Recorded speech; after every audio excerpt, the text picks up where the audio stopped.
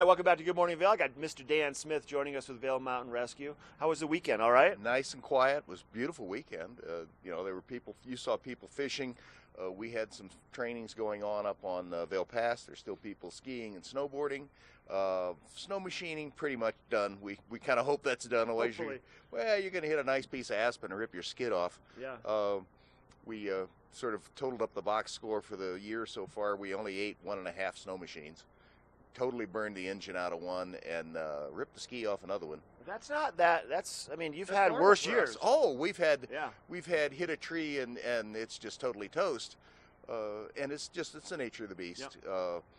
We're using equipment in ways that it's not designed. It's sport equipment. Nobody makes a rescue snowmobile, and we burn them out. It just happens, and you have to. That's what you need money for, is rebuild equipment. So, Dan, I was down fishing around the Arrowhead area in between Avon and Edwards the other day on Saturday morning, and I mean, I spent a lot of time on the water. I see the river starting to increase a little bit. We're starting to see the banks of the river disappear a little bit, and people that are used to out there walking their dogs along the shorelines are probably going to realize that they don't have as much space to walk, and it's definitely going to get worse and worse over the next 2, 3, 4 weeks. It is, and Mr. Dog will float like this. You float like that. You're going to get caught in a rock. Mr. Dog's just going to float in the next time the current comes over. Don't jump in the water after your dog. Yeah. Your dog has a real high probability of coming out just fine. If you go in the water after him, you don't have that probability, especially if you don't have a vest and dry suit on, and you probably don't walk in your dog. I didn't see one vest or dry suit or helmet when I I was don't out know. there fishing when the people were walking. I thought everybody put a dry suit on when they walk their dog. We should try to pass that. No, let's not do that one. And we're about to get into empty kayak season. Every year we have 8 to 10 people that are in the river in their boat. They buck out of the boat and they go home. And now So they leave the boat and the boat floats downstream, and then people see a boat and they call 911. Yeah. And then they call 911 again as it goes further down, and they call 911 again and again and again.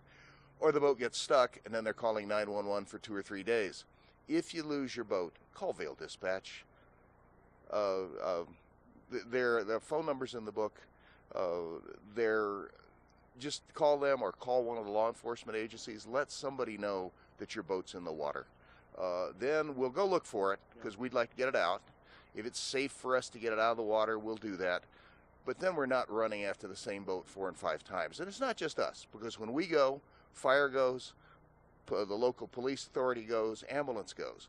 So you're tying up a lot of equipment chasing an empty boat. Most people who have boats here put their phone number in the boat and their name. The problem is then they sell the boat. So if you've got your name and number in your boat and you sell it and it gets lost in the water, we're going to be calling you, and then you get to tell us who you sold the boat to. So cross it out, get rid of it, Do something like put that. whoever owns that boat right now, have your information in there, just a phone number and a name. And then at the end of the season, we'll have 1 or 2 boats at our gear cache that nobody wanted. They just sort of abandoned and walked away, and then fire uses them as chainsaw practice because they're usually not very good boats. The boats that you get down on the front range, you pick up a raft at one of the big box stores, or you buy a kayak online. A lot of those boats are not good enough for this water, especially not for the next 3 or 4 weeks. Have the skills or go with a guide. If you've got the skills, have a great time out there. Don't do it alone. Take another boat with you. There's nothing in this valley you should be doing alone. It's lonely, first place. Okay. And there's nobody to help you if you get in trouble. And it's the folks that are with you, and most of what we do are the ones that are going to help you out. Okay. Thanks, Dan Smith. Pleasure, always. Have a safe day. Dan Smith, Vail Mountain Rescue. Once again, if you lose your boat, call Vail Dispatch. The number's in the book. You need to have that number dialed, speed dial in your phone also if you're going to be out of the water. We have weather report coming up next. Is it going to be sunny all day? Is there rain in the forecast? I'm going to let you know.